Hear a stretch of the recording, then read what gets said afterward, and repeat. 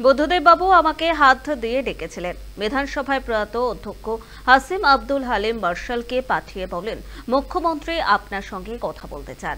সেদিন আমি বুদ্ধবাবুর সঙ্গে কথা বলেছিলাম, তার জন্য তৃণমূল কংগ্রেস আমাকে শাস্তি দিয়েছিল। প্রয়াত বুদ্ধদেব ভট্টাচার্যকে বিধানসভায় শ্রদ্ধা জানিয়ে স্মৃতিচারণা করেন শুভেন্দু রাজ্যের বিরোধী দলনেতা শুভেন্দু অধিকারী।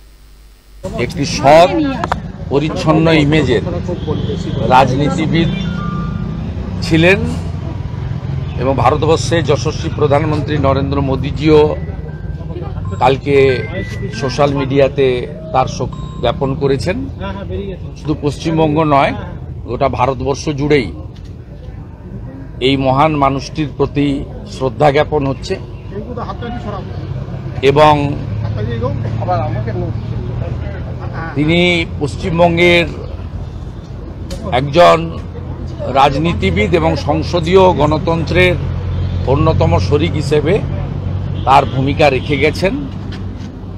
আমরা ভারতীয় জনতা পার্টির বিধায়করা যারা কলকাতায় ছিলেন, আমার উপস্থিতিতে আমরা পুষ্পার্ঘ্য নিবেদন করে তার বিদেহী আত্মাকে শ্রদ্ধা জ্ঞাপন করলাম। বুদ্ধবাবু 2006 সালে আমি বিধায়ক হয়েছিলাম। বুদ্ধবাবু দ্বিতীয়বারের জন্য মুখ্যমন্ত্রী হয়েছিলেন। দ্বিতীয়বার ঠিক নয়, তৃতীয়বারের জন্য। কারণ 2001-এ নির্বাচনের আগে জ্যোতিবাবু পদত্যাগ করে ওনাকে দায়িত্ব দিয়েছিলেন। পরে 1-এ জিতেছিল এবং 1-এর পরে 2-এও 235 আসন নিয়ে বক্তব্য শুনতাম এবং আত্মসহায়ক ধরিয়ে দিতেন। আমার সঙ্গে অনেকবার টেলিফোনেও কথা বলেছেন বিষয় আজ মুখ্যমন্ত্রী আজ বিধানসভায় হতো। কিন্তু আমার সঙ্গে কথা উনার হয়েছে প্রথম 2007 সালের 12ই মার্চ রাজ্যপালের ভাষণের উপরে বক্তৃতা ছিল এবং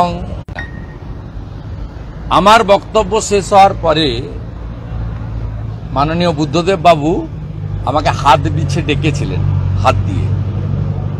এবং অনারেবল স্পিকার তখন ছিলেন প্রয়াত হাসিম আব্দুল হালিম। তিনি আমাকে মার্শালকে পাঠিয়ে বললেন, মাননীয় মুখ্যমন্ত্রী আপনার সঙ্গে কথা বলতে চান। তা আমি অধ্যক্ষ মহোদয়ের পিছন দিয়ে গিয়ে কথা সেদিন বলেছিলাম। কি কথা হয়েছিল তো অনেকবার বলেছি, ভবিষ্যতে বলবো।